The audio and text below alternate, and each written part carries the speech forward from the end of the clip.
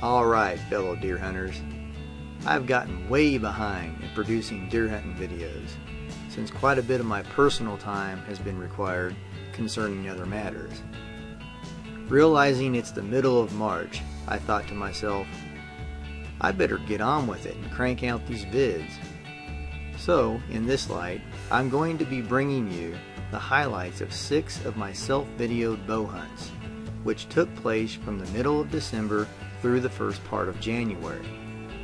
Get set for plenty of footage provided by the local deer and turkey communities alike, as well as footage from a deer hunt that ended with me putting a nice headshot on a beautiful fox squirrel.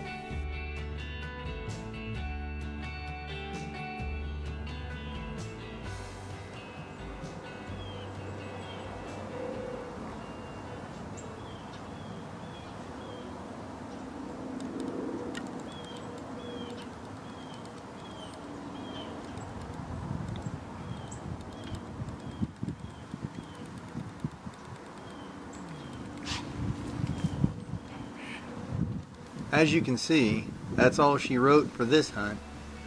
That's bow hunting for you. Let's move on to my next hunt that took place on Saturday, December 20th.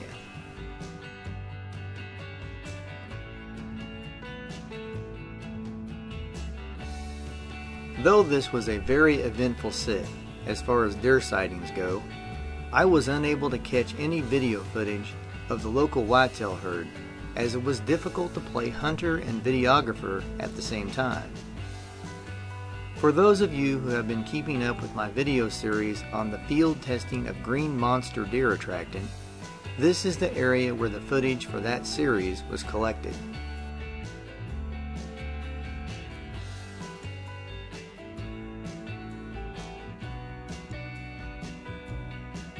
It's time to climb aboard for the next bow hunt in this compilation, which took place on the following day, Sunday, December 21st.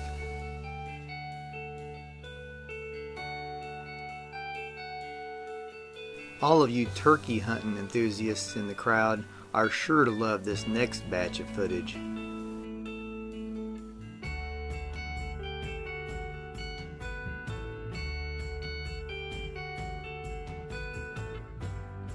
Please allow me to set the stage for you just a bit.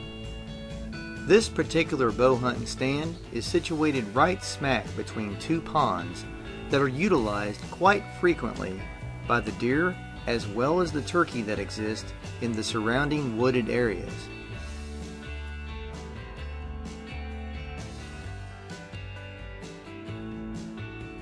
Spring turkey hunting season is just around the corner here in the Show Me State, folks. Rest assured, I'm keeping my eyes peeled on this area of the property regarding the placement of my turkey hunting blind.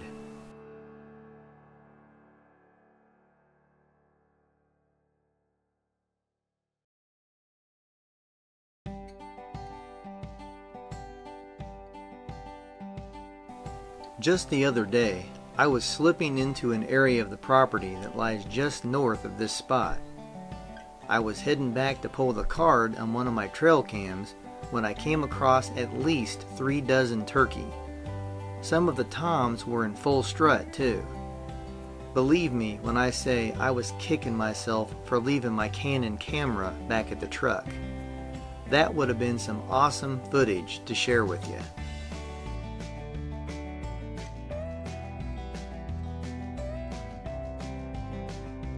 I've been chasing turkeys since the spring of 2003, and I can say without any hesitation, there are times I don't think even the turkey themselves know which way they're going to head once they pitch from the roost at the break of day.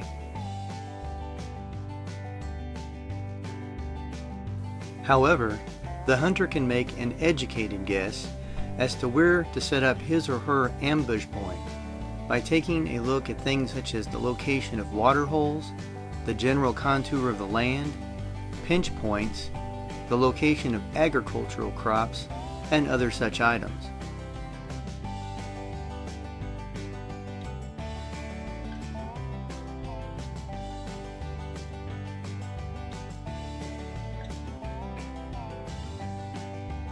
There have been many first-time turkey hunters who have simply pulled up a stump, so to speak, and plowed a turkey during their first experience hunting these feisty critters.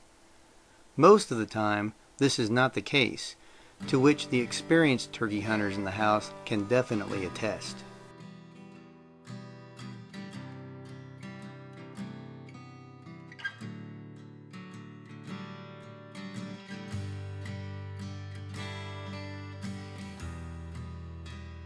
This particular part of the property is just jam-packed with deer and turkey.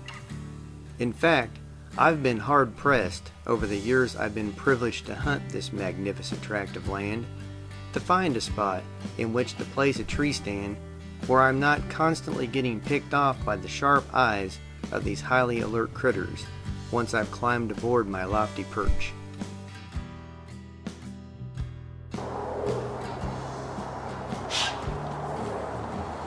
And with that little public service announcement, provided on behalf of the other members of the local whitetail herd that have filtered into the area, we'll go ahead and wrap up this hunt and head on back to the truck. With the recollection of this day safely tucked away in the file in my brain entitled Fond Memories, let's move on to the next hunt that unfolded the following Saturday, which was the 27th of December. For all the big buck lovers in the crowd, you're going to want to keep your eyes peeled.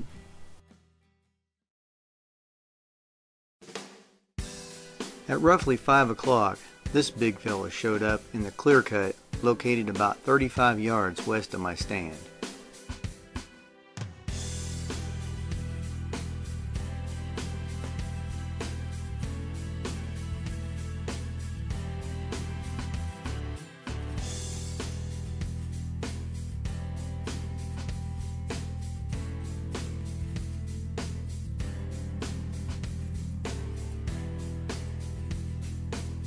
When I noticed him, I thought I'd give him a little challenge grunt just to see if I could get his attention.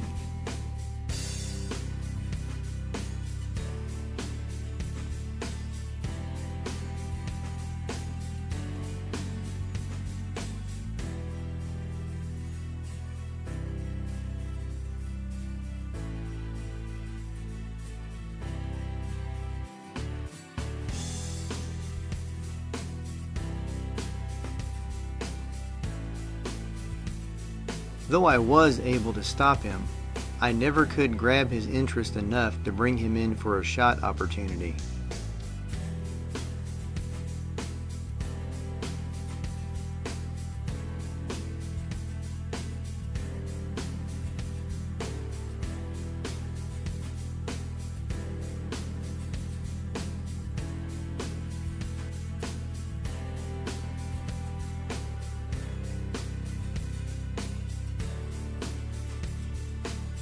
Recently, I spent some time clearing some trails in this area, which the deer will begin using once they become accustomed to their presence. One of these trails leads from where I first noticed this bruiser right to where my deer stand is located.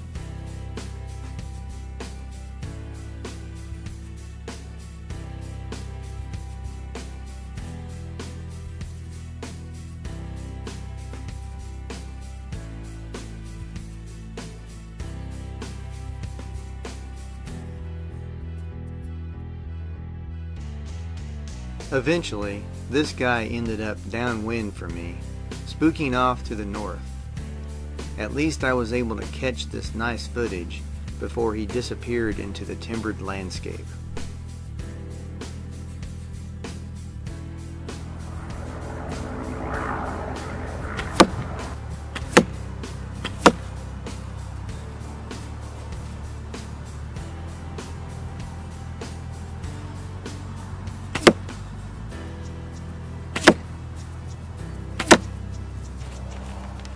Well, as you guys can see here, 10 yards looked a whole lot better than the 20, but really what should have happened here was I should have taken the 10-yard shots first and then backed up to the 20. But I haven't shot for a long time, and that's not something that I would encourage. You really need to stay on top of your shooting during the season especially, helps keep the kinks worked out of you and your bow, and helps let you know that your equipment is in working order. Gives you the confidence that you can hit what you're aiming at in the wild. You guys know I've missed enough shots this year. Got 6 arrows in the target here. Hopefully I can go out there and put one in a deer. Let's see if we can get something done out there in the woods.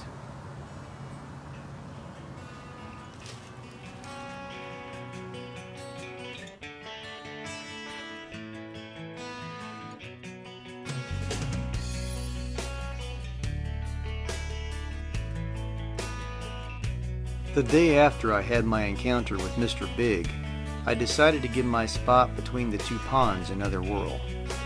This afternoon, the deer never came any closer to me than the southwest side of the pond you're seeing in this footage.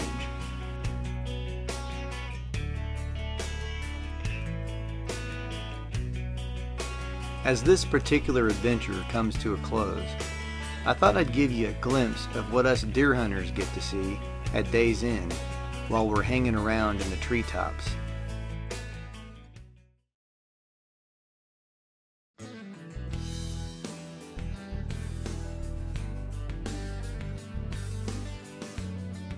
This brings us up to the final bow hunt of my season, which unfolded on Friday, January 2nd, 2015.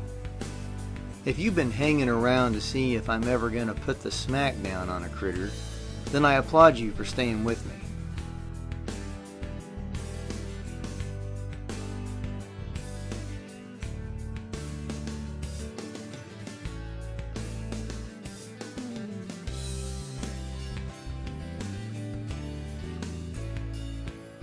During one of my previous hunts, I showed you what this deer stand looks like from ground level, more particularly what it looks like from the deer's perspective.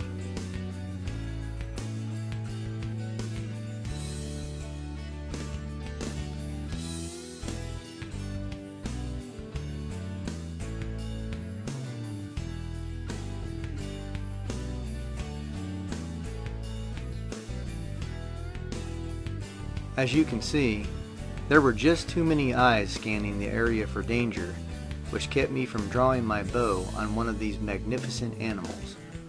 However, as you'll see momentarily, I didn't go hungry this evening.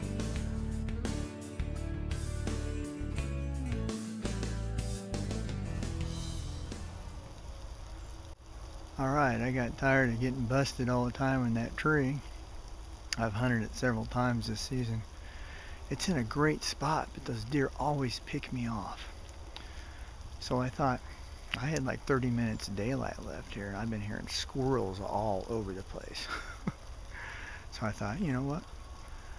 We're here ahead of this pretty good front coming in. We got a bunch of freezing rain and whatnot coming through the area. And so you know what? I thought, the deer are moving around, so were the squirrels. Sure enough, they were doing their thing, and I mean, those fox squirrels were up and down the trees everywhere. They still are. But I just stalked in on one right here and just put my 10-yard pin on it and plowed it down this creek bottom. Second time I've done that in my life. I've never really pursued them that much with my bow, but the only other time that I've done it was with my daughter. And if you guys haven't seen that video, you're missing out. I didn't get the shot on video, but the memories with my daughter Rebecca were just priceless. But hey, let's go in here and check out this squirrel just arrowed. And for the record here today, I decided to not fool around with my big camera, my Canon Vixia, in the tree stand, because we're coming down to the end of the season here. So I was going to try to minimize my movement as much as possible. Get down this slope here without falling over. But look at this. I mean, these squirrels are just really active in here. Can you see this? Squirrels are just tearing up these hedge apples, guys.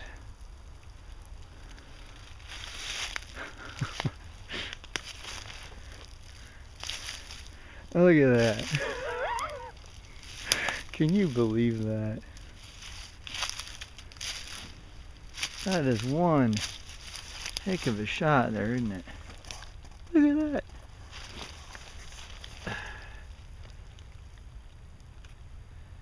And I've been telling myself I'd never put another headshot on a fox squirrel with my bow, but I sure did. Look at that.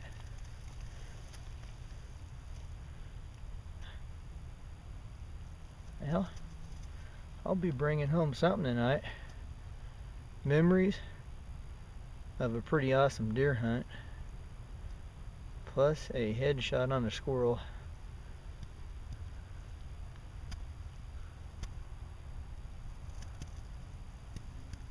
That's not something you see every day. Look at that.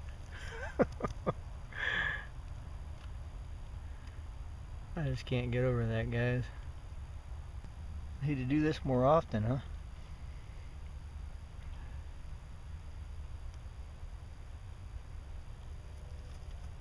Alright, my Canon Vixia, my main camera's back at the truck, so I don't really have a super wide angle here.